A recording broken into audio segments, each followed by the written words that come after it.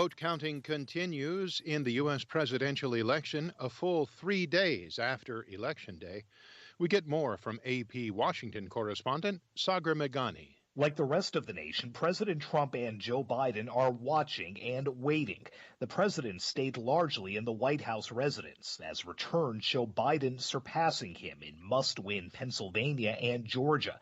That puts Biden on the White House doorstep.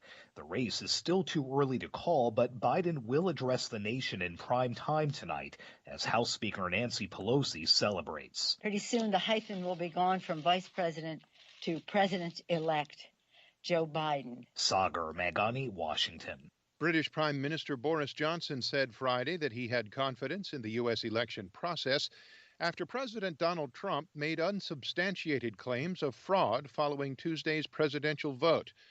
Johnson refused to speculate about what a Joe Biden presidency would mean for relations between Washington and London. We're going to let them get on with their election. We're going to get on with allowing them to count their votes, as I'm sure we would want them to allow us to get on with our elections. That's how we do it in friendly democracies. Johnson said if he were a voter in America, I don't think I'd want anybody in any other government commenting on my election. The U.S. job market showed a surprising burst of strength in October, with employers adding 638,000 jobs and the unemployment rate tumbling to 6.9%. However, the pace of hiring isn't robust enough to rapidly soak up the millions of Americans who were thrown out of work by the pandemic recession. Ethiopia's prime minister on Friday said his government has carried out airstrikes against the forces of the country's well-armed Tigray region, asserting that strikes in multiple locations completely destroyed rockets and other heavy weapons and made it impossible for a retaliatory attack. Abiy Ahmed's evening announcement marked another escalation in clashes this week that experts say could slide one of Africa's most powerful and populous countries into civil war. There was no mention of casualties in what Abiy called the first ground operation against the region's government, the Tigray People's Liberation Front.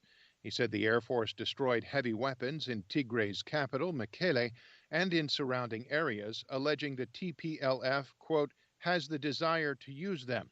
There was no immediate response from the Tigray government, while the region is increasingly boxed in by movement restrictions and a 6-month state of emergency imposed by the federal government.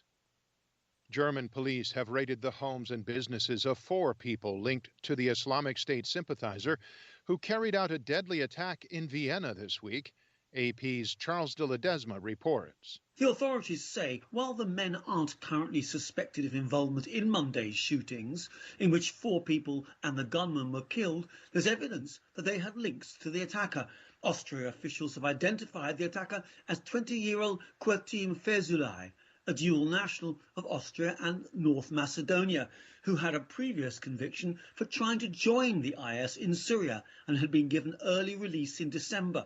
A probe is underway into why Austria didn't put Fezulay under observation, despite being tipped off by Slovakian authorities.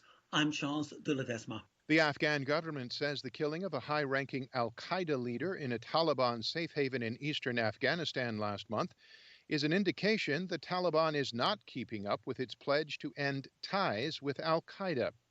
A spokesperson for the Afghan government told VOA that unfortunately the Taliban still provides a safe environment for terrorist groups to operate.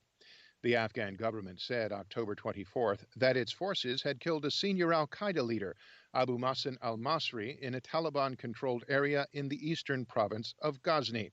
The country's National Directorate of Intelligence said al-Masri was a close aide to al-Qaeda leader Ayman al-Zawahiri and had supported the Taliban and the Haqqani network for years. It said he was living in Ghazni under Taliban protection.